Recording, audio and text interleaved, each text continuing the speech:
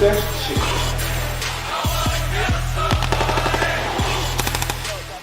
everyone, this is the Twins with the Grand Old Time Cast, and this is our video essay on Officer Candidate School Phase 3. This is Sticks Lanes. This is the most fun part of your training that you will be involved in. Now, it still will be stressful because you won't have your go, and you'll be freaking out, working really hard on trying to get your go, but if you practice really hard through Phase 2, you should be able to get a go, no problem. They're pretty lenient on the most part. I think, kind of giving a spoiler away here, out of everyone who went there, so we had us, Kansas, Washington, California. Who else was there? Oh, man, there was a bunch. We had Washington, Oregon, California. Oregon was Kansas, there. I think there were people from Illinois there. I think, yeah, Illinois was there. Arizona, I think. Or if it mostly Arizona, it might have been New Mexico. I think it was Arizona, though. Yeah. So we had a bunch of people there, and out of all those people that were there, I don't even, and again, I don't even know how many people were there. It could have been probably 90-ish or so again.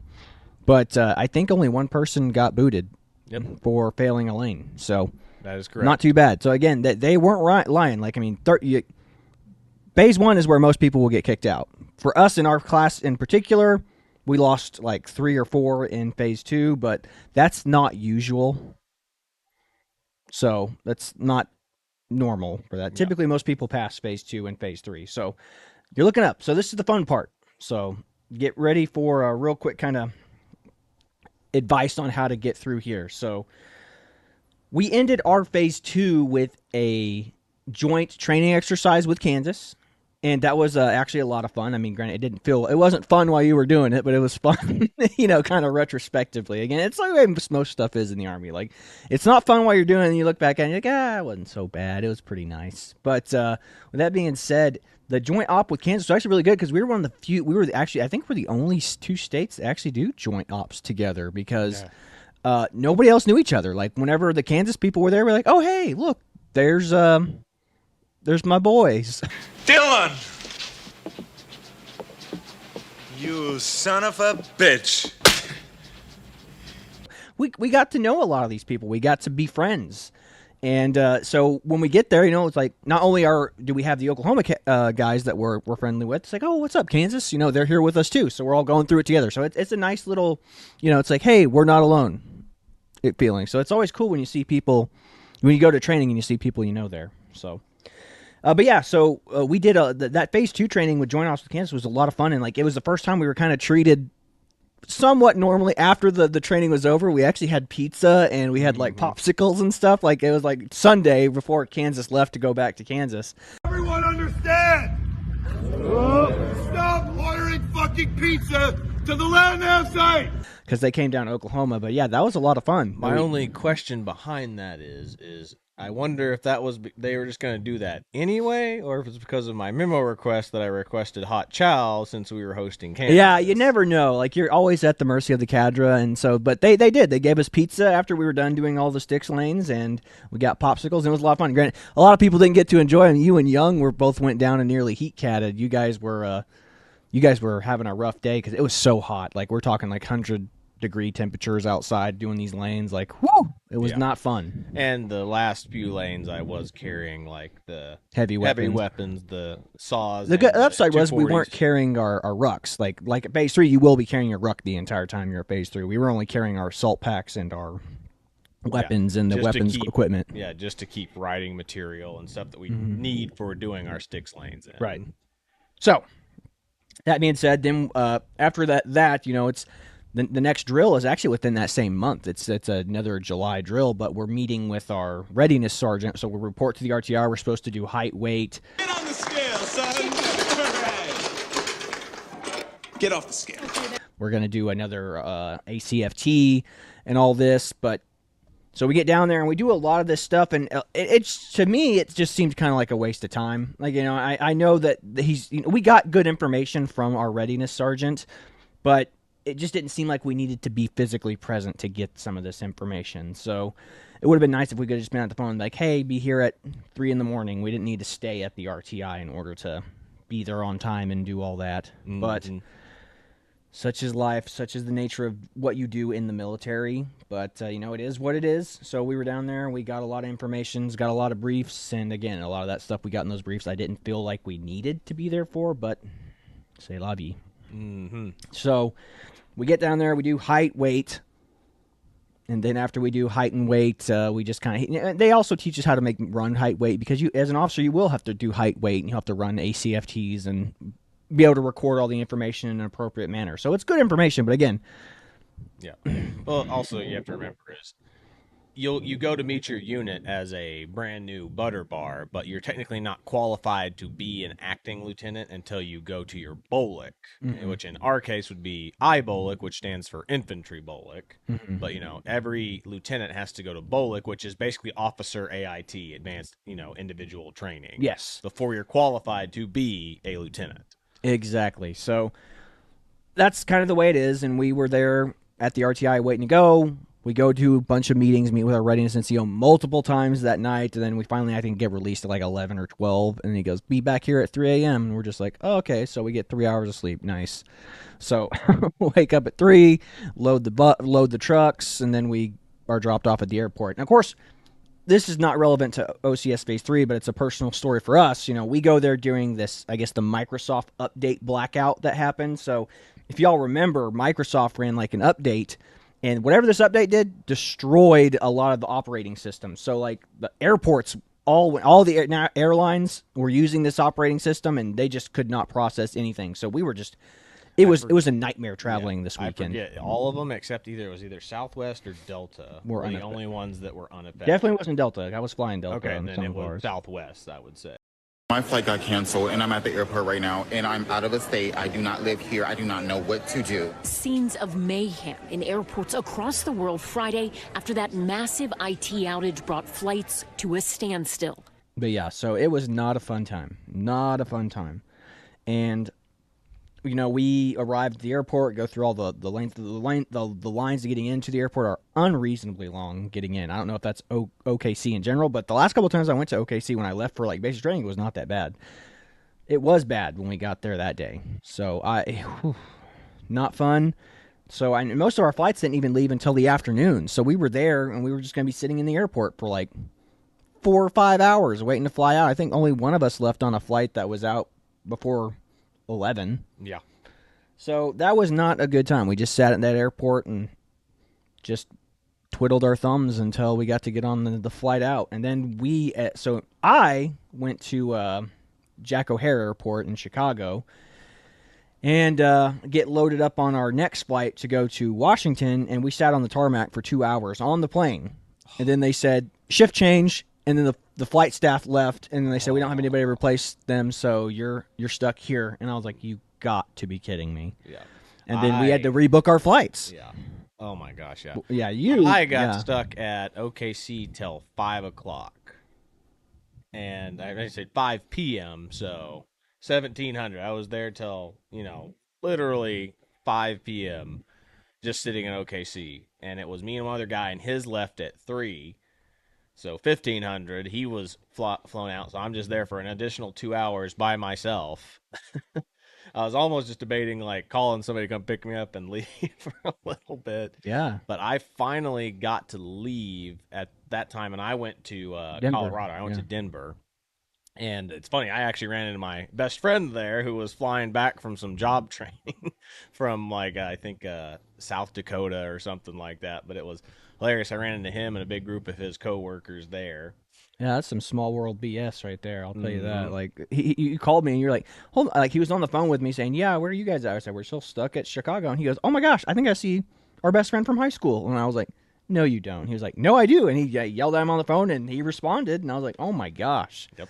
Crazy. So I ran over, said hello to him, got to hang out with him for about, I'd say 30 minutes to an hour before my next flight left. And I didn't make it to Washington until about, good Lord, I don't think I got there till 12 midnight, like 12:30, probably closer to 1.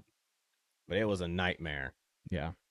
It was, and we had to call Veterans Travels or whatever. And we were on the phone. So after that, it was 11 p.m. whenever we got our flight canceled and kicked off the tarmac.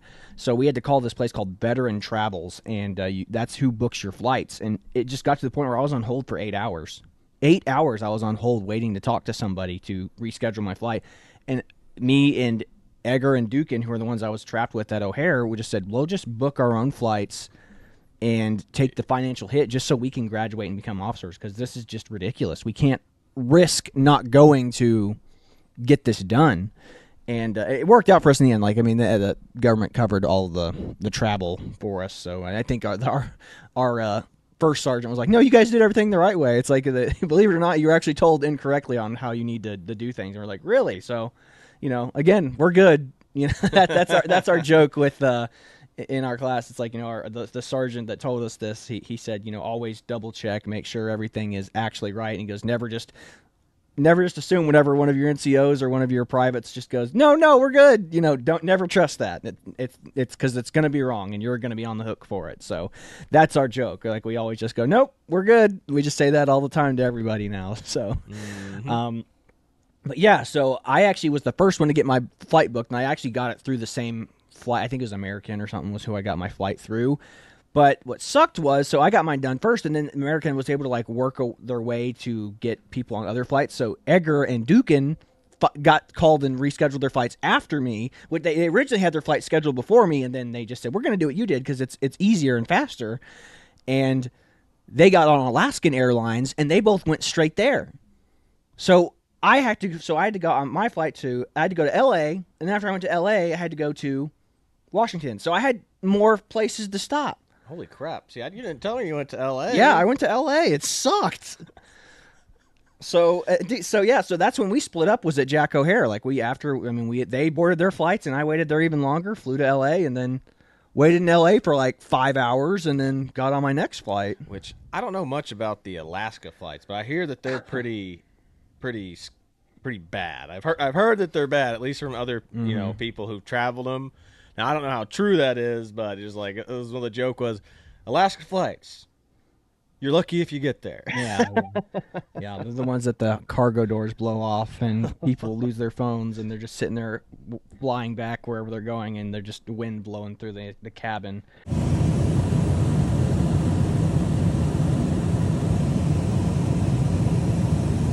This wasn't even the emergency door. We're at the end of the plane, so the emergency door's right there. It was just a piece of the plane.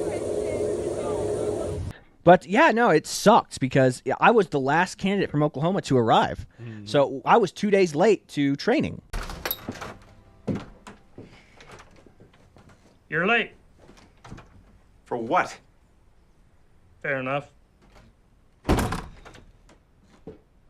It was not fun. So they're all there doing their stuff. They get their phones taken away once they arrive, so we're out of communication. The only people I'm texting are random phone numbers claiming to be Cadra from Washington going, let us know when you arrive. And I'm just like, cool, I don't know who you are. I don't recognize this number, but I'm just taking your word for it. And I arrived from L.A. to Washington at 11 or 12 midnight, and then I finally got to the base, or to JBLM, or no, JBLM at 3 in the morning. Yep. And I did my layout and all that crap, and that sucked, and I get there, we're all doing, sir, officer can't, and they go, stop. I don't know if it's because they were tired or they don't do that there, but you were treated as an adult when you got there. They didn't actually make us follow rules very much there. They were tired and exhausted. I can guarantee you that. Yeah. Was it different when you arrived? We just, sir, officer candidate? No, it was the same. They just got there, and because I got there the same time as you, so I probably got to the base probably at close to 2 a.m. And doing my layout, and there's let's not do all this formality stuff. Let's just get you checked in. Yeah. So yeah, there was none of the formalities, no sir, officer, candidate, whatever. They were just like, dude, just show me your stuff and go to bed. And I went to bed at 4, and then wake up was in an hour. I should get some sleep.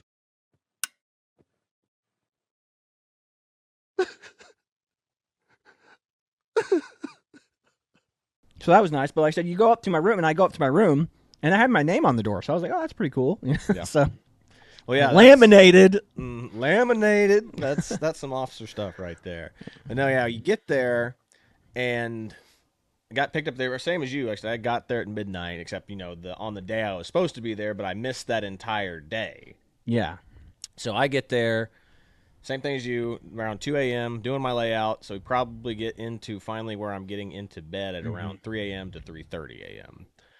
And get there. My roommate's already asleep. You have a roommate in this case, and he was already asleep, and his locker or his little closet was like to the nines, and I was like, crap, do I need to do all this before I get there? So I didn't do all of it, but I made it look pretty nice, and then I just got in my bed, pulled my whoopee out. I think you don't get a pillow, there's no linen, nothing. It's literally, I just wrap myself in my whoopee and put my what's the jacket, your nice fleece jacket, out as a pillow, and that is how I slept at OCS. Yeah, for when most you're of the at time. when we're in our rooms, and same here. That's exactly what I did. But yeah, no. So I get to my room and I just throw my stuff in and try to lay down and go to sleep for an hour, and then I wake up and do my in processing stuff to do height, weight. You want it, don't you, fat boy? You want that donut? Go ahead and have a bite. Just a little bite. One little bite won't hurt you.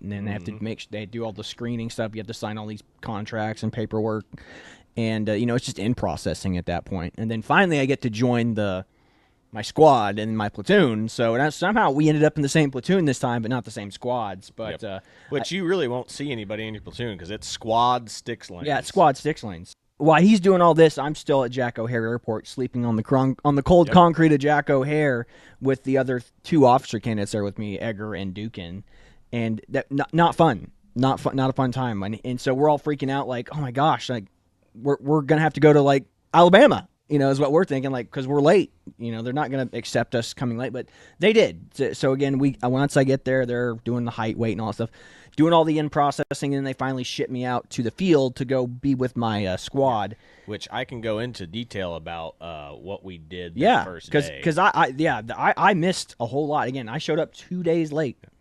So, getting back to that second day, which technically second day, your first day's arrival, which they said they really didn't do anything on when they first got there besides like the in processing, and I think they said they did some light PT, but I really don't remember, because I just got it secondhand.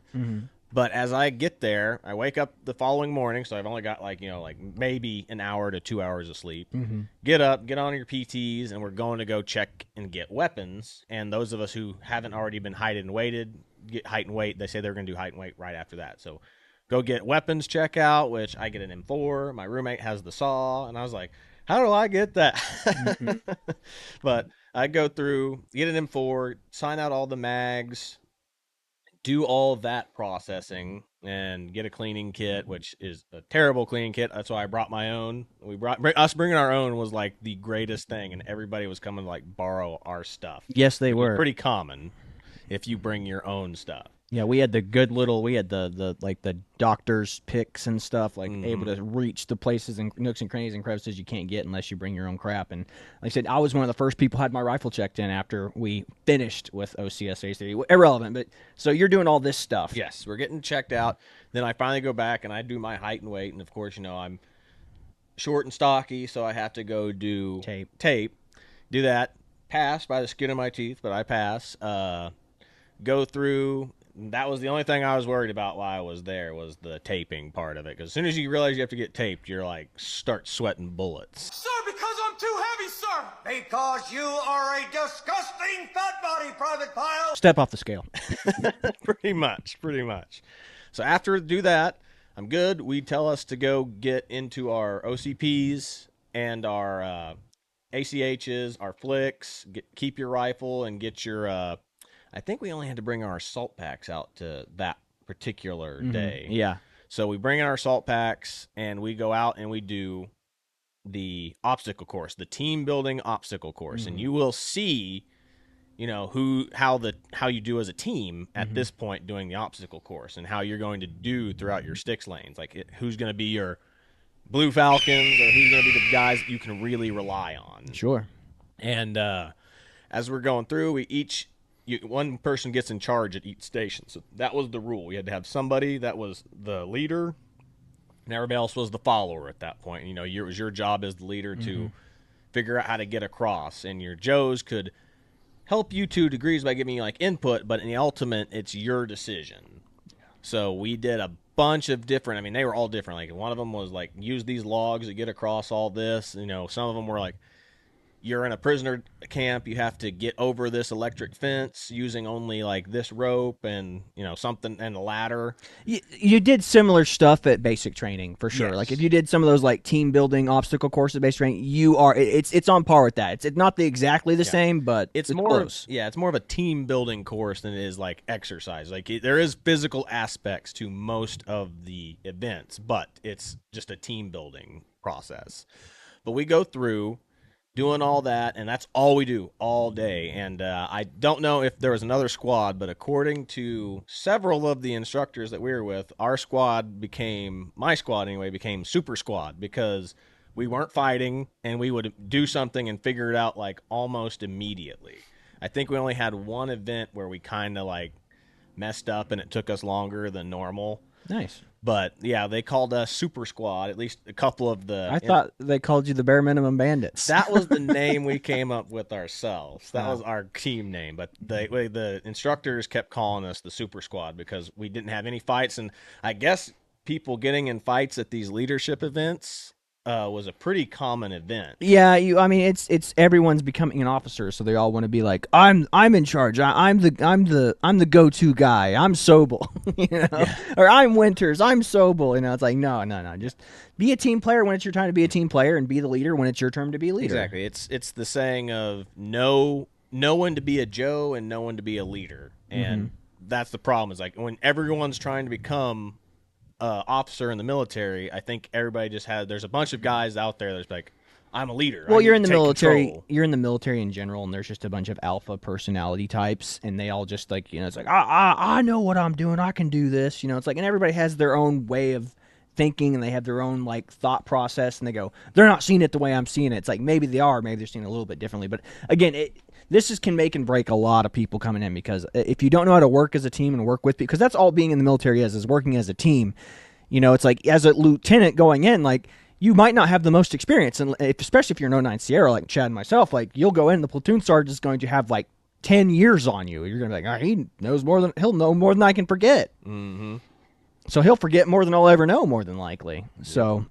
And that is true, and that's the thing you have to realize. That was the process, especially during sticks lanes. If there was somebody that actually had infantry combat experience, you really leaned on them in your sticks lanes. Like you immediately, and that's how it went. Like everybody immediately would make that guy like you're my RTO, or you're my you're going to be my alpha team leader. Yeah, you're my whatever. PSG, whatever I need you to be at the moment. And that and truly, that's this kind of what it is. And again, he's doing all this stuff while I'm sitting in an airport in LA or flying on a plane. So I think the other thing you do is you guys practice getting in and off of choppers, right? Yeah, we did. That's literally all we did. So we did the team building course, which took all day. We did that all day until we had breakfast chow. So we had breakfast there, really fast breakfast there, and then we had lunch chow out in the field, and then I think we might have even had dinner chow because we didn't get back to the base till super late. But yeah, we go to the airport there, and we practiced how to get in and out of helipad, not airport. Yeah, it was. I mean, regardless, same difference. But we get to the helipad, and we practice getting in and out of a Chinook. The big helicopter.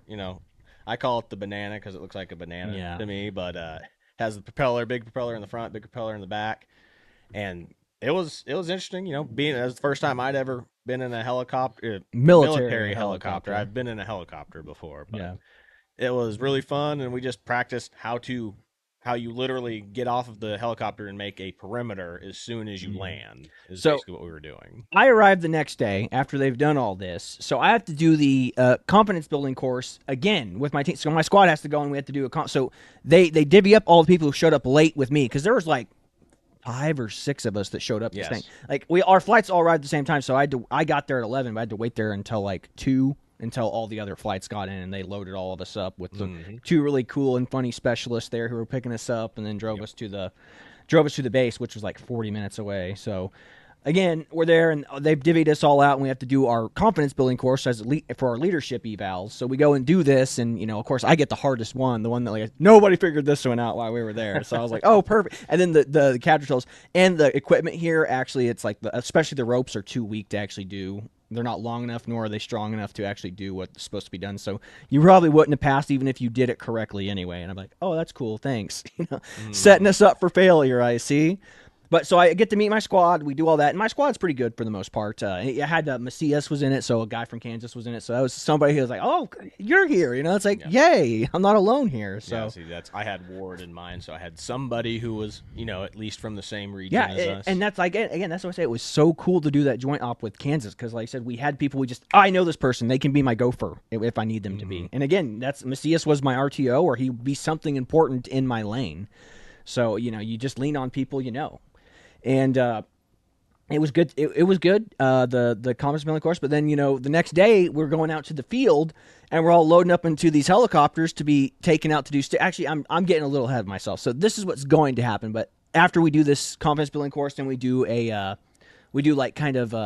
what's the word? Classes. Classes. Like how so to do attacks we learned. So we do weapons familiarizations. We do crossing linear danger areas. So we come up with SOPs in order to how are we going to cross streets in linear danger areas when we come across them in our lanes?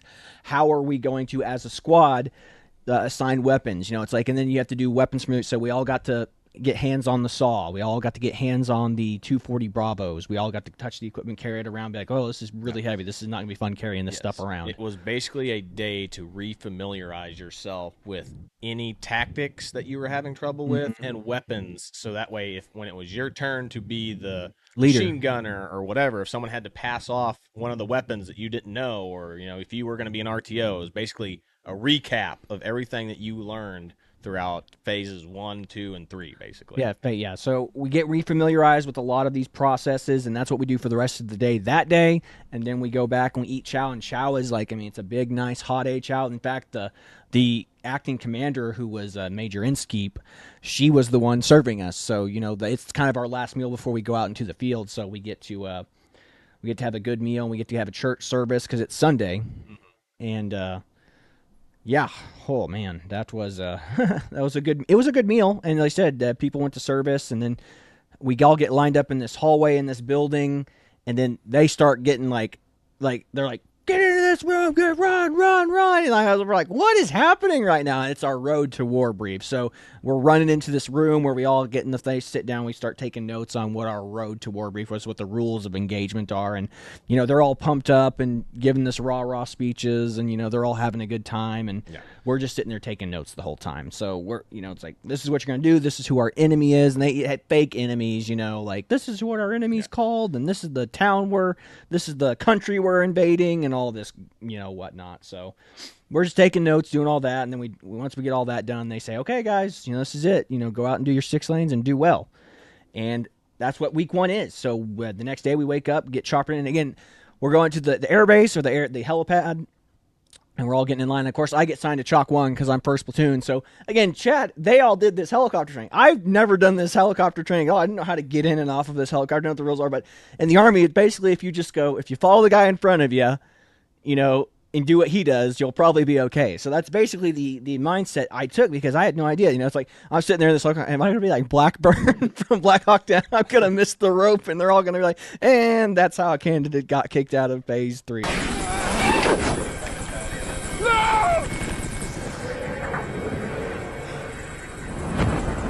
Because he didn't know, because I had no clue. I never even rehearsed getting on and off a helicopter, let alone exfitting. It's like, and they go, there's like a process of which, it's like the guy next to me like ran out a couple of feet away from the helicopter, a couple yards, and then plopped on the ground and got in a fighting position. I was like, I'll just do that. That's what I do.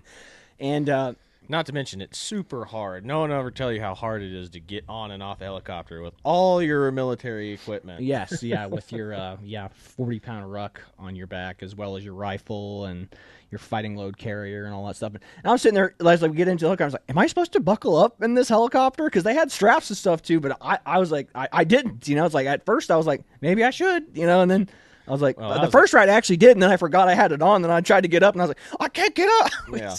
No, I could never find my other buckle. Yeah. So that's just kind of the way it is. So the second time we flew in, so on week 2, I didn't even buckle up. I'll just not buckle up this time, and so I can get off and don't make a fool of myself trying to undo this damn complicated seatbelt.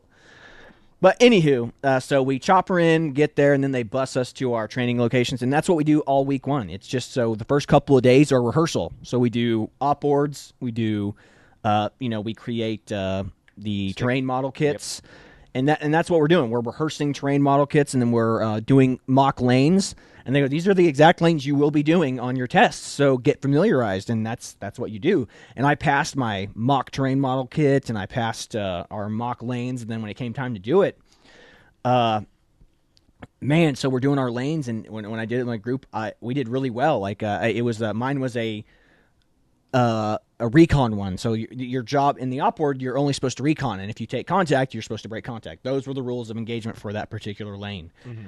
And I guess the one thing I didn't do is I didn't give a solid timeline. So that's actually what I got knocked for. So I actually got a no-go.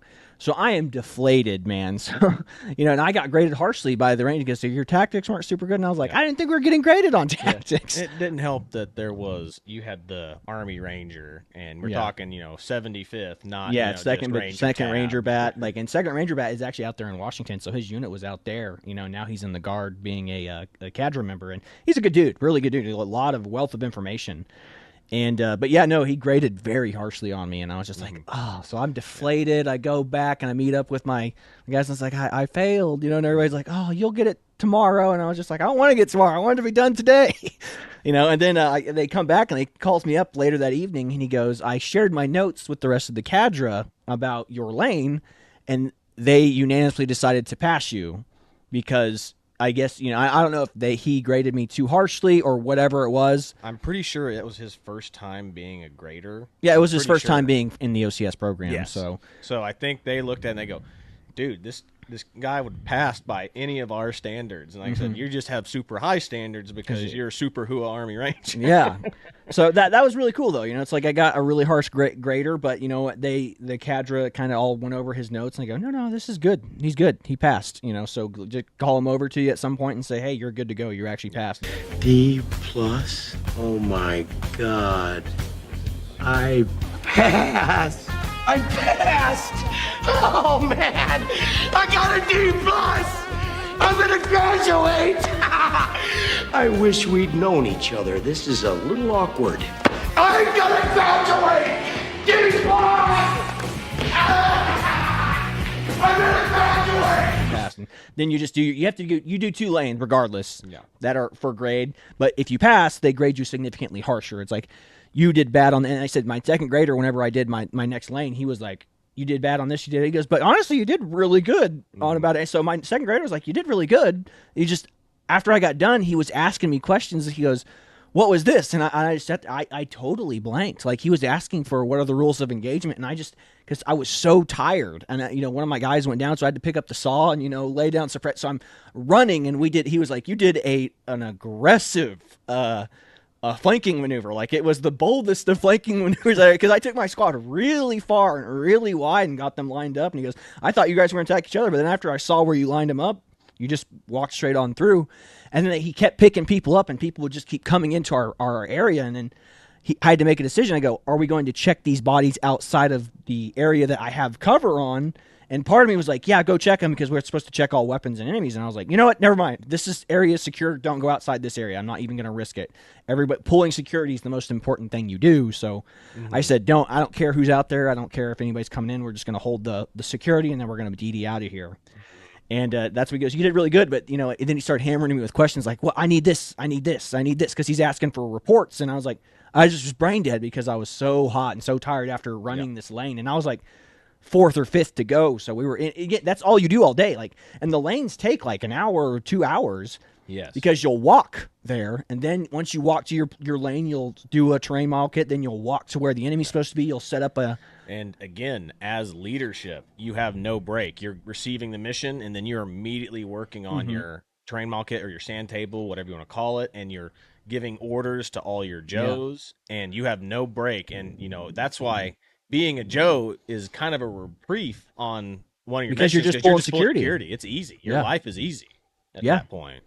And it's not too bad. Like, I enjoyed being a Joe because you could just lay down and pull security and be off your feet because you're tired, man. I think you do like 22 miles of movement a day when you're out there in the field, and it's rough. But it's fun too, though. It's a lot of fun, but it's again not fun while you're doing it, especially while you're getting graded. Like on your second one, you're not even worried about it. It's like, I don't care if I pass or fail. It's like if you just quit, though. If you quit, they can still be like, you're done. Like, I mean, I can tell your heart's not in it, but you take it seriously, but you're not worried about failing because I've already got my go. You're just going to do it, and you have a little bit more confidence when you do it, but they're just going to grade you slightly harsher. So, again, just go in, make sure you do your due diligence in phase 2 and learn and absorb as much information as you can as far as doing the op boards, doing the proper tactical movements. And again, you're not supposed to be graded on tactics, but sometimes they do. Some cadre do grade you on tactics. But it's more the sergeants, like the officers kind of have a idea of what they're doing. And I think they're actually kind of more lenient to you as a grader, but the sergeants are usually like pretty intense about it. Because you're in charge of their Joes, and they want you to take responsibility and accountability for their lives. And they're right to do that. Absolutely right to do that. But you're in this training environment, and it is stressful, and you're worried about what's going on, and just do what you got to do, take what you learned, and you have better have taken in that information very well. And like I said, if you have a good cadre and good instructors in your state, they will do well. The Oklahoma taught us very well. I was, for the most part, extremely confident in what we were doing out there. It's just when it's time, when you hear you're up and you're getting graded, that's when you're, it's like, you get that level of stress that you're not quite prepared for. The mental blocks turn on. Yeah, then you're like, oh man, that felt bad. And then when I'm doing all the pre-op order stuff, that's when I was like, oh, I'm screwed. I feel like I'm screwing this up big time. But when we actually started doing the lane itself, I was like, this feels good. Like when I'm out there in the field doing the walking around, I'm like, this feels right. Yes. Like I'm doing a good job, and I know I'm doing a good job. Everyone will tell you it's the one time you actually feel like you're a soldier. And on mine, I actually got like really nervous on mine because I think I already told you about this, but when it's my turn, guess who shows up? Oh, the entire company command staff shows up. I'm talking the lieutenant colonel, the sergeant major, everybody's there. And I'm just like, I'm literally go from writing my notes in my op board to looking up, and I just see everybody staring at me from the company, from the actual company commander, not the OCS student company commander. I'm talking our company commander, our battalion commander, our sergeant major, our first sergeant. I was like, oh my God. Not a good day for the bare minimum bandits, huh? Not a good day. But apparently, they came there for a particular reason, because I guess this lane was having issues with how the notes on the sheet was.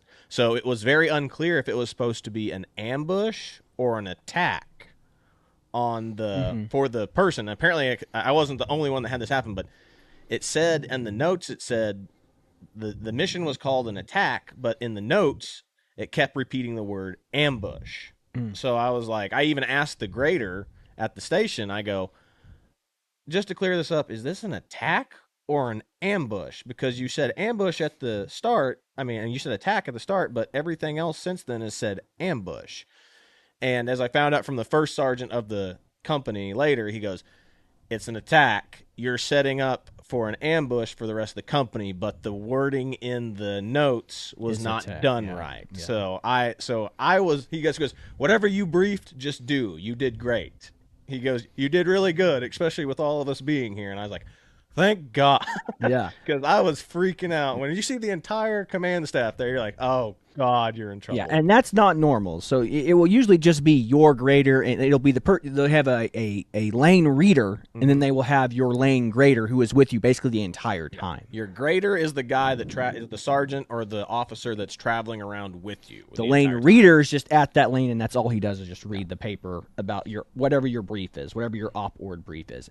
And so again, I got my no-go, and then the rest of the cadre gave me the rest of the cadre looked at the notes of the ranger that was grading me, and they said, no, this is a go. And they came back and pulled me aside later that evening. And again, I'm deflated, I'm depressed, and then he comes like, hey, Watson, you actually got to go. So tomorrow you don't have to worry about, anything. And I was like, yeah. So I was like, dude, I could pull I could pull a fire guard all night tonight and be happy about it. So that was how it felt getting your gun. That's literally the first week. And not to bum you out, but you will be pulling security patrol-based operations, so you'll be in your platoons, you'll be separated in your platoons, and you'll create the patrol-based triangle, and you'll have the weapons team set up on the edge of the triangle, and you will be pulling fire guard that night or guard duty, whatever you want to call it. It's not fun. Somebody will wake you up and be like, "Hey, pull your fire guard duty," but you'll sit there and you'll be able to chat with people. So I got to chat with my boys from California. They're all cops, and they're just telling me fun stories about their lives, and I would tell them about things that happened to me in my life, and you just get to know people. That's why fire guard's actually not as when you're not in a combat zone.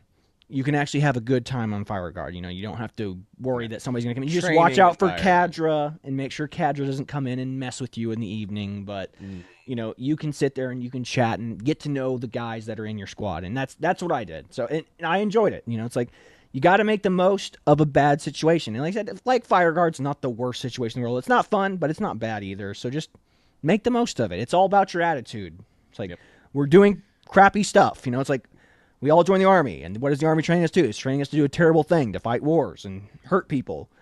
But you have to make the most out of that situation and look for the optimism in the good things that can come out of it. Like I said, you can make a lot of great friends. Exactly, and that's how you can still fail in OCS, because once you have your go, you're good. You have officially, at that point, you're good to graduate OCS. But if they see you become a Blue Falcon, and you're just like, I'm done, I'm not helping anybody else out anymore, which that does happen. There were people there that were just like, once they got their go, they just went into relax mode. They didn't want to volunteer for anything. Mm-hmm. They're just there to ride it out until they're done. Now, they would still help out when the time's called for it, but I mean that'll get you kicked out if the cadre see you and your other battle buddies don't vouch for you at the end. You can still get kicked out. Yeah. They could peer grade. They could technically peer value out, but like I said, don't start your Blue Falconry out there after you get your go. So, but yeah, no, and that's literally week one. You do all and only one person out of everybody there was one Californian. It was actually like an E7, somebody who'd been in the military like for 9, 10 plus years, like did not pass their lane out there, and it sucks for them. And so everybody in their state was upset about it, but that. They took it seriously, and they just said the guy and the graders were. I mean, they're all pretty laxed about it. So I mean, whatever happened, he just must have really, really crapped the bed. And, and I'm not saying that he was a bad. I'm sure he's a fine soldier. Like all the people from California, they just sung his praise. So I'm sure he did great, but he just didn't do the op ward stuff right, and that's what you got to be good at phase 3. If you mess up the op wards, it's literally you have to study all the op ward, your troop leading procedures. Just go in order, because I even did that on my second one where I did you can bring the little, what do they call those things? The little, your little sheet that you have, little cheat sheet. Yeah, your but it's on one of those little dry erase. Yeah, little dry erase things and laminated paper that laminated, you can use, rub alcohol wipes on and clear off the markers. Exactly. So we had those with us, and I mean, if you have that, you can use it. Or I hand jammed a bunch of ones while I was in the field out there, and I used that, and that was better for me because I don't know what it is. But markers suck. Like if you're writing on a laminated piece of paper, like it's going to smear, or the marker's going to go wild at some point. Like if you hand jam it in paper, like your handwriting is good. Like that's why I didn't like being the what do you call it, the RTO. Yep. Like the RTO is the guy who writes down the notes with the PL or whoever's the acting squad leader. And there was a guy from California, so I liked him, Blanco. He was a really funny guy. I liked him a lot. He goes, but he saw my handwriting. He goes, I want you to be my RTO. And I said, no, Blanco, I don't want to do it. He goes, but your handwriting's really good. I can read it. And if I mess up something, then I know that you'll have written it down. And I was like, fuck. So I'm RTO for like multiple times for these guys because they liked my notes and they saw my handwriting. And they're like, I like it. And I was like, crap, this sucks. So be careful who sees your notes and your handwriting. And that's one thing that will happen that a lot of people don't talk about is if you are a good RTO, everybody's going to immediately just make you RTO. And I'm not saying don't try and not be a good RTO, but I think I was one of the few people in my squad that was like, I'm going to use other people. We've been using like the same people for everything. Does anybody else want to volunteer? Yeah, and I did that. And the ranger in our group, like we had one guy from I think he was from Illinois or someplace, or maybe it was Arizona, but everybody used him as like the map guy in the RTO, and he just said nobody can choose him anymore. So I mean, they will take people away from you. They're like, can't use him, So. And that's a good thing. It's like you can't always rely on the best people in your squad. Sometimes you're gonna have to put people. You have to challenge people. You have to have people step up to the plate. And that's what I'd say. I always tell people I'm not super confident with the map stuff or like the land nav stuff, but I'm good at it. I'll put it this way. I'm good at it, but I'm slow at it. And if we're in a hurry, which you are in a hurry when you're doing all this stuff because you're on a timeline, you don't want me to do it because I'm going to double check it, triple check it, and you're going to be like, you should already have this stuff to me. I'm like, I just want to double check my math. And you're not going to want me doing that for you. So that's why I tell people, I go, I can do that for you, but you don't want me being the guy double checking the math because I'm going to double check it, triple check it, and then you're going to run out of time, and it's going to be my fault. The numbers, basically. What do they mean? Fuck you. I don't know anything about any numbers. Kiss my ass. It's going to be my fault. Yep. So... And then don't forget the other thing that I think people would also get hammed up on is leaders recon. You need to send out like a recon unit beforehand is what we were told. And you have to request to send that recon unit beforehand. Yes. And it could be different, like at different states. Like this was Washington. So Washington could be a very different beast from Alabama or from South Dakota. So take what we're saying with a grain of salt. We know Washington, and I don't know Alabama, and I definitely don't know South Dakota. That's why we're going to try to do the rest of those videos where we get somebody who's done accelerated. Accelerated, yeah, absolutely. So with that being said, we'll push on. So we passed. We get our goes. We're doing the patrol base operations. You do all that nonsense, but once you get your goes, we get to go back. We get to go shower. We get to go do laundry. Get to get cleaned up for the next week out in the field, which is the march up the mountain to Leschi Town. And basically the exact same thing happens. So we get back to base, you get to do all that stuff. You get to have hot chow, you get to shower, you get to do laundry, and you're fighting everybody to do laundry. And that's not fun, but, they actually opened up a facility across the street for us to do laundry, so we sprinted across the street and did our laundry basically unperturbed. So got to sleep in those beds without AC in our rooms. That was nice. I mean, it's nice being indoors, but, yeah, those rooms got hot. But... we kept our window open and had a nice breeze. What was shocking was I can't believe how hot it was in Washington. Like it was like 89, almost 90 degrees every day, and it was just like a dry, miserable heat too. Like I was like, this is Washington. Isn't it supposed to rain all the time up here? But we go up during the dry season, and it's they do have a dry season. Like everything, like the regular grass, all of it was yellow, dead. Like I was like, holy cow, this is nuts. Like this is not what I expected Washington to look like. But, I mean, out in the field, though, out in the woods, though, when you have that, like, the shaded canopies of the forest, that was all heavy growth and tall grass. Like, so walking around out there was actually kind of not fun because it was Jurassic some rough Park terrain. And indoors, yeah, what we all always the called cadre, it. Yeah, all the cadre call it Jurassic Park out there. And that's a really fair assessment.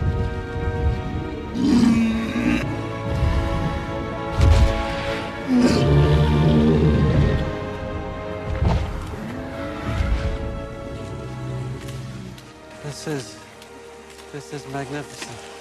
Oh, yeah. Ooh, that's how it always starts. But then later there's running and screaming. But, I'm a big Star Wars nerd. I mean, you can see from the large, from the wide shot, you got lightsabers and our Darth Revan mask up there. Huge Star Wars. So I just looked at Chad and I said, Chad, this isn't Jurassic Park. This is the forest moon of Endor.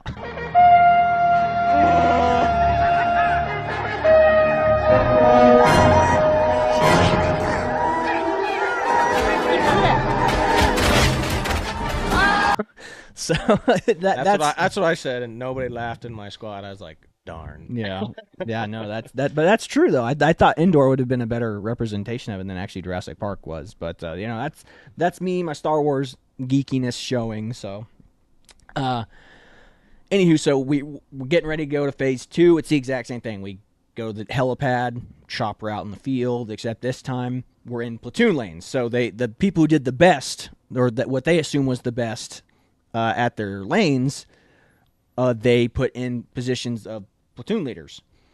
And then everyone else, then they doled out, and we traded up on squad leaders again. So and as we get choppered in, we just march as a platoon up the mountain. We actually don't know where any of the other platoons are. We know they're marching to the same place we are, but we're just walking up the mountain. And for 2 days, we walk, and we take contact along the way. We fight battles. It's like lanes, but more realistic lanes because you're just walking up a mountain to an objective and you're just taking contact as you go. And you break apart, and then I'm sure it's a nightmare for if you don't have comms. Boy, being a platoon leader must have been hard back in the day if you don't have comms. But with comms, it does make it somewhat easier. But you're managing four squads. Yeah, you're managing 4 squads, and you're trying to get them to coordinate and attack enemies, which sounds easier than it actually is. Now, it does get easier the more you do it. So once you do talk on comms, boy, and the military's right, man. Once you lose comms, you're in trouble. Danny, your radio working?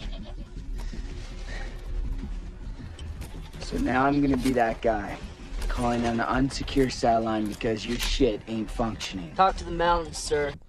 That's why whenever operations in the military go wrong, it's because they lose comms. Mm-hmm. Because comms is everything. If you have communication, if you're able to call for fire, if you're able to call for air support, if you're able to just even communicate amongst your squads and your platoon, that is game-changing. It is life-saving. And even in a training environment, you can feel it. When I was squad leader and I'm on the phone, I'm asking the PL for directions, advice, what I'm supposed to do. It changes the game. It changes the game when you have that direct contact to your superiors. So this is where you learn how to be an officer, a leader of troops. So this is the cool part. Again, it was fun. It was tiring. It was very tiring. Now, again, this is more how you lead troops as an infantry officer. Yes. Everything about this is infantry related. But all officers have to have that infantry training. That basic infantry training, yeah. A moment where they'd be like, you're being changed. If there's ever that moment where we're going to war again, they're like, all right, all the people in this. Well, even that, a logistics officer could take charge of an infantry platoon that lost. He might not be the greatest at it, but he has a basic understanding of what needs to happen in order to keep these guys alive. 100%. So every infantry officer has that basic working knowledge of how infantry squads work and infantry platoon lanes work. So will they be great at it? Probably not. You'll definitely want an infantry officer who's gone to eyeballing to be in charge of your squad or your platoon, but a logistics officer would in a world have enough knowledge to help you out and go through that type of mission with you. Yep. So it's a 2-day march to Leschi Town. We take contact all along the way. I think we take it's 3 contacts a day, right? You're marching up 3 contacts, and then they wake you up in the middle of the night and you have to fight and engage targets. We had to do that. I got called out of the patrol base one night and they said, get on the line here and just start shooting. Because they're out there shooting and they're lobbing fireworks at us and stuff, and you're just fighting and fighting. And it's a lot of fun, but again, it's like when you're sleeping at night, I just want to go to bed, dang it, But you'll be up till 11 or 12, doing the whole, they'll be attacking you and bothering you in the night, and then you'll get some sleep, but you'll also be pulling fire guard again in your patrol base. So again, you will be tired, you will be exhausted, you'll march literally all day, and you'll get to a point where the sun's going down, and okay, set up your patrol base. And we got in big trouble because when we were doing sticks lanes, some people didn't bring everybody brought their water sources with them. So we had 3 waters. You have 2 canteens and you have a camelback. Mm-hmm. Well, when we went out into the field the second time, some people were going, well, they had water at every location. So you'd go to a lane and there'd be refill stations there. Well, this is a combat operation. You're just marching for all day to the next patrol base, which nobody knows. They have an idea of where we're going to set up for a patrol base, but you don't know for sure that's going to be your patrol base. So they don't know where to set up water. So some people didn't bring their camelback. So this sucked. The freaking first sergeant, who is hilarious, by the way, he came up, and after he found out that we all didn't have camelbacks with us, because I had my camelback, you had your camelback. So the smart people brought their camelbacks, but some people are trying to stay light in the load, and not have to carry as much. And they said, well, you're all going to carry these giant 40-gallon drums, and you had your water source, but you had to carry these damn drums with you everywhere you went. So you'd be like, everybody refill now so I can lighten this stupid 40-gallon gasoline jug full of water, make it lighter. That's what happened. Somebody was like, empty your backpack and we'll put all your stuff in somebody else's ruck. And then I put in a giant 40-pound can of water. On top of carrying around a 240 Bravo, and carrying around the extra barrel and the extra ammo. You're carrying everything with you everywhere you go. So it was a wake-up call, and we got in trouble. And And that was not fun. So make sure everybody brings it. Like, I mean, people were arguing about this the entire time. It's like, we don't need to bring our can. I was like, yes, you do. Just bring it. And people just like, no, it's cool. It's cool. There'll be water out there. It's like, What did you say? I said we need a water break. You need a water break. Water is for cowards. Water makes you weak. Water is for washing blood off that uniform, and you don't get no blood on my uniform. Boy, you must be outside your mind. as an officer, you should never assume that there'll be something out there. You should assume everything's going to go wrong and they're not going to have water out there. They're not going to have food out there. We were carrying our own MREs with us. We had like 3 MREs a day, 3 meals a day inside of our rucks, carrying them on top of all of our extra equipment, gear, socks. Which I hardly ever ate because, my God, we had nothing, because there's some type of screw up happened where with the DFAC there, and we only got DFAC food when we came back like twice. Yeah, so like twice, and I don't know, the whole command staff was like really upset about it too, because it's something with that DFAC, and they said they're not going to work with that DFAC again. But all I know is that we had MREs pretty much 90% of the time while we were there, and I was hurting by the end of it. Yeah. I mean, I'd skip MREs pretty regularly out there, but not because I didn't want to eat. It was just because I can't eat another one. I just don't want to do it.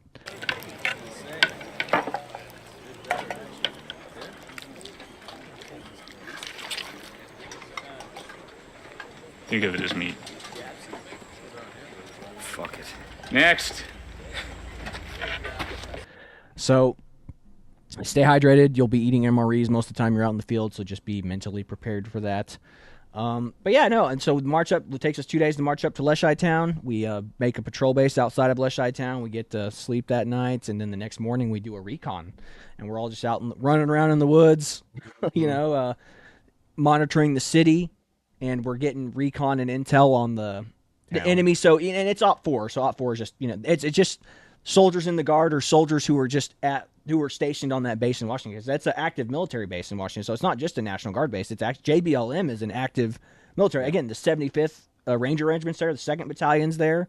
They have a big helicopter base. They have a bunch of Apaches, of Chinooks. There's an AirCab unit there, too. AirCab unit there, yeah. There was a lot. There was even a Special Forces unit there as well. So, I mean, the Rangers are pseudo-Special Forces, but they actually have Special Forces units out there as well. So,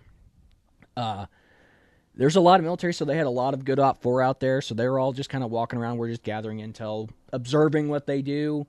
And we actually didn't do a good job on that. Like, they actually said you're supposed to stay out there till 10, and then we should have observed a change in enemy behavior while they were out there. So we got scolded for that, but, we thought we were doing good. But, again, you never do anything good when you're out there. So then later that afternoon, we assault in. And I actually got to be the squad leader when we assaulted in for my squad. I was the weasel during that attack. Yeah, which is the weapons squad leader. Yeah, and that again, a lot of fun. It was very cool. It's like we got to go and we were clearing buildings. We were fighting our way into the city, trying to. You're just shooting blanks. So, it's like, bang, bang, I got you. It's like, you should be dead now. It's that kind of stuff. But it's still fun. It's still a lot of fun shooting these weapons. That's what it does feel like. I feel like little kids running around with little toy guns again. Like, I got you. No, I got you. Yeah. And, you just assault through and go into these buildings. We cleared a giant police station that was like, it had a basement as big as the building. A first floor is huge. It had a roof that you could get on top of, and that's where Chad set up his Weasel squad was on the roof. I was like, I need to get my 240s on the roof to cover this town. So I just was like, all right, we're going up to this, because I saw like 3 people get on the roof from our team. I was like, I need to get my team up there now. Yes, you do. Yeah. So he made a good decision there in the Weasel squad, weapons squad on the roof, and setting up a defensive position there. And then we just went around securing multiple buildings, and then finally my squad got screwed, and we said, there's some hostage over there. You guys got to go get him. I'm just like, well, it's all. So I call the platoon leader. I was like, PL, this is obviously a trap. Like, I should not take my squad over there. He goes, no. Intel said it's safe, so you can go over there. I was like, of course they're going to say that, aren't they?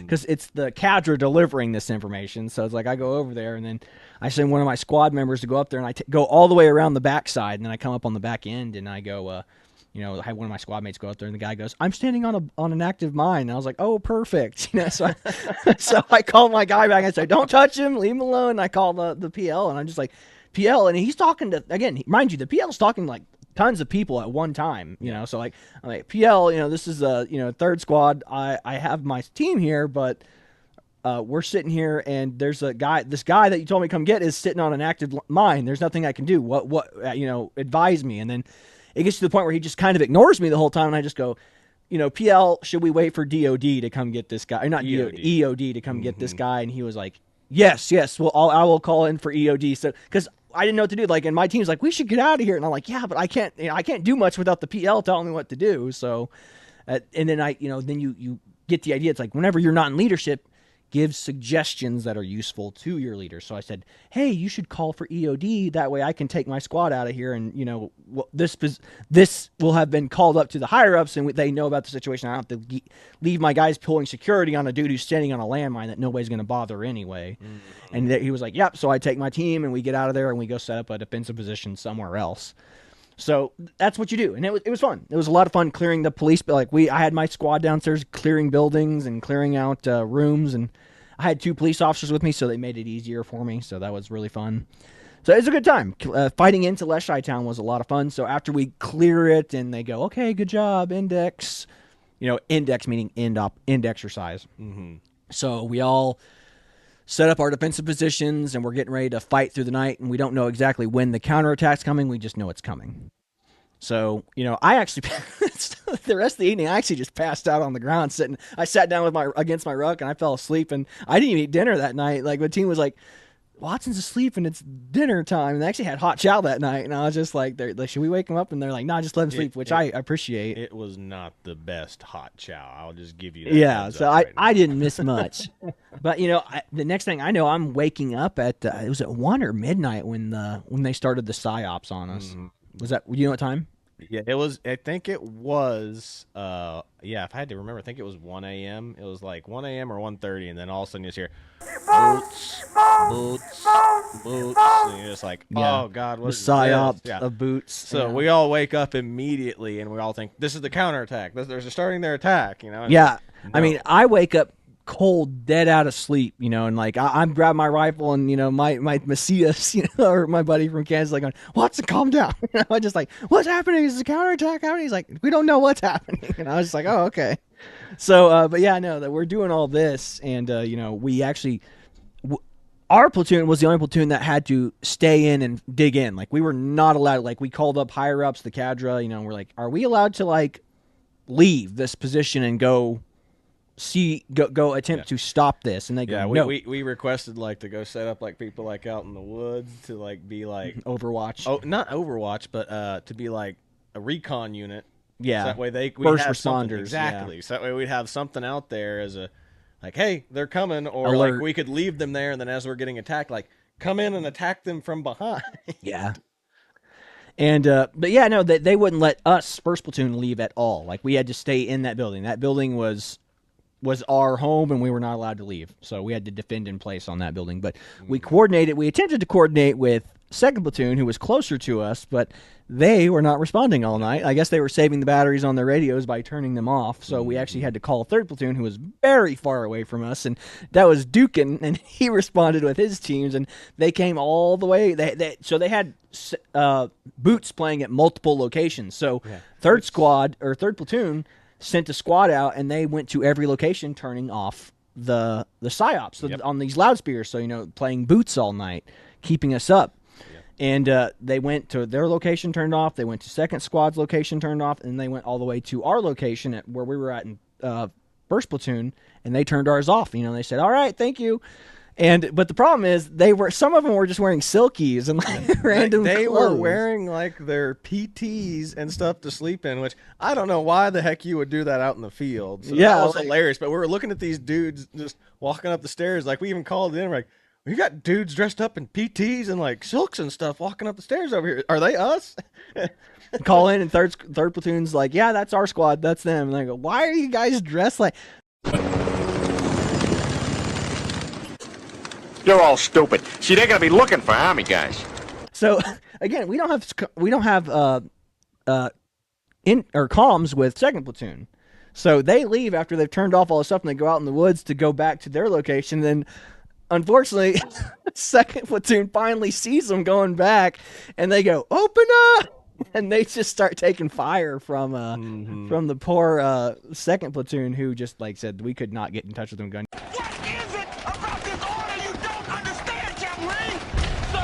Are you ordering me to fire into the crowd? Over? Yes, goddammit! Waste the motherfuckers! 6 out! America! Fuck yeah! Come and get me, save the motherfucking day, yeah!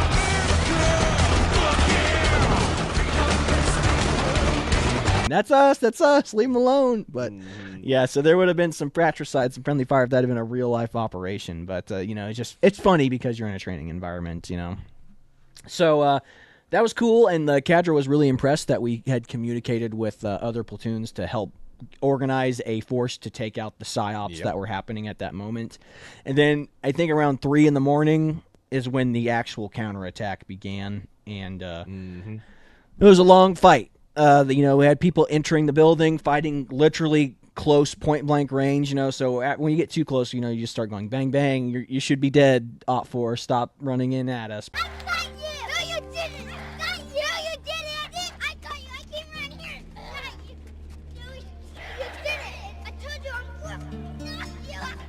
We're not gonna make it, are we? But yeah, no, I mean, you're shooting and you were firing the saws, and they're throwing mock grenades up at you, and you're going frag back, dropping the grenades back off the building, and it's a lot of fun. That defense of that city was a lot of fun until you get called dead, and then you just sit down and you're a casualty. Which, while it's kind of lame that you get called dead, like it's also kind of fun because then you're like, oh, you're just an observer. Relax. Yeah, you just get to sit down, relax, and observe. So. And they call people dead for random reasons. Like, I think I stuck my gun out a window because somebody hid around a corner. I was like, "Oh, no, you don't." And then the cadre was just like, "You're dead." And I was like, "Why am I dead?" Like, I'm shooting this guy right here. But, it's whatever. I'm not going to argue with cadre. Yeah, on ours, we were upstairs with the machine guns, and they weren't getting past us with the machine guns the way that we had the machine gun squad set up upstairs. So eventually they just started calling, "Machine guns, you're dead." And they were just like, lame. Yeah, lame. But yeah, it was fun. And then again, eventually they call index and operation's over. It's like 6 a.m. We get to have breakfast, and we're there for the rest of the afternoon until they bus us back home. But we were done. I mean, we were done after that. It was us getting rid of the rest of the extra ammo and picking up brass. And that was the thing, was that we were supposed to have like one other class or something that happened that day. But cadre was so wiped. They were just as wiped as we were. So they were just like, let's just get them home. Because that's what I was told by somebody. Like, yeah, we're supposed to be doing something else. But they canceled it, and they just took us back. Yeah, we to just base. picked up trash, picked up brass, and fired the rest of the ammo. And then we expelled out of there. We got on the buses and got shipped back to our bed area or our hotel, or I don't know what you call it. It's not a hotel. It was a barracks. Yep, which that was the best. We finally got a good night's sleep. Yeah, did a bunch of laundry again. And then, however, we thought we were done, but we were wrong about that. The next day, we go to an obstacle course, and like not a confidence course. This is an obstacle course. And we're talking like climbing ropes. We're talking about climbing down ropes. We're talking jumping over objects. We're talking crawling under barbed wire. Yeah, those like 60 Jacob's ladder, which is terrifying. Like, I've never done Jacob's ladder before, and that's not fun. Especially if you're afraid of heights. I'm terrified of heights. But whatever you do, don't fall down. That would break my fucking heart. Quickly, up and over, up and over. Well, what in the fuck are you waiting for, Private Pile? Get up and over. Move it, move it, move it. Are you quitting on me? Well, are you? Then quit, you slimy fucking walrus-looking piece of shit! Get the fuck off of my obstacle! Get the fuck down off of my obstacle! Now! I know, it's not fun. And it's a good time, though. I mean, that was a fun obstacle course. It was a fun way to kind of end the training. And then we're like, okay, now we're officially done. Now we just have a cookout with the cadre. And then we wake up the next morning, they go, everybody get your battle rattle on. And then we have to do this. They call it squads competitions, where we did a 4-mile run around the base. And not like outside the base. We were like doing an interior of the base that they had blocked off. We fast walked. Our sergeant that was with us, our black hat sergeant that was with us, was like, we're not running. Yeah, we ran. We were second. So I got wrong. I'm second squad. So we were first platoon, second squad. We actually ran past first squad. So we finished first. Like, so even though we started second, so first squad goes, then we wait like 5 minutes, and then second squad goes, and then, every squad and platoon after that follows shortly after. Mm-hmm. We passed first squad like after the third I remember. thing. Yeah, because we caught up to both you guys, but you guys were leaving the little map reading Yes. location first before So, they did. yeah, we had so you'd run from place to place, like you had to take apart weapons and then do a weapons check and all that, and then then you had to run and do like 100 pull-ups as like a group. So, Yep. and then after you did the 100 pull-ups, you had to go and do the litter carry. So somebody's dead, you put them on the litter and you carry them, and then you run back, and then you run to the next station. I think the next station was some type of It was like I'm up, excuse me, I'm down, yeah. and then the next one was a what do you call it? A radio course. It was calling for artillery. Call for fire. It was a call for fire station, and then you ran all the way down to do the map reading course.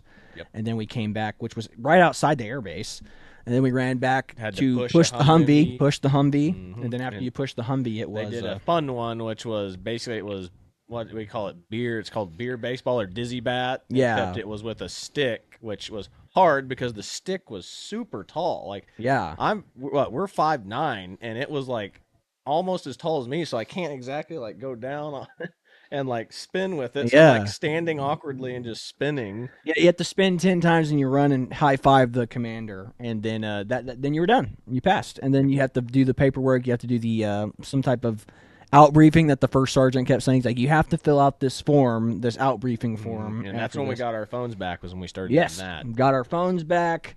Got to just kind of goof around our phones, talk with the rest of us, and then we so did. Everybody immediately starts calling their wives, spouses, family. Yeah, yeah, and that was good. And what a fun way to end it. It was not fun while you were doing it, man. It was hot, and that 4-mile run was not fun. No.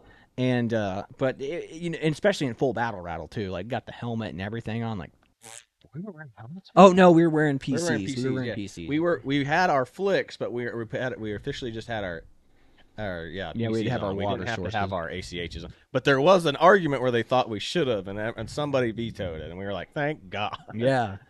But no, that was a fun way to end it all. And then we had that cookout, which was awesome. Yep, cookout was fun, and then we had our graduation ceremony the next morning, and they shipped us to the airport, and we were gone. Yeah. Back to Oklahoma, baby. And we didn't get home until like 3 a.m. again. Mm-hmm.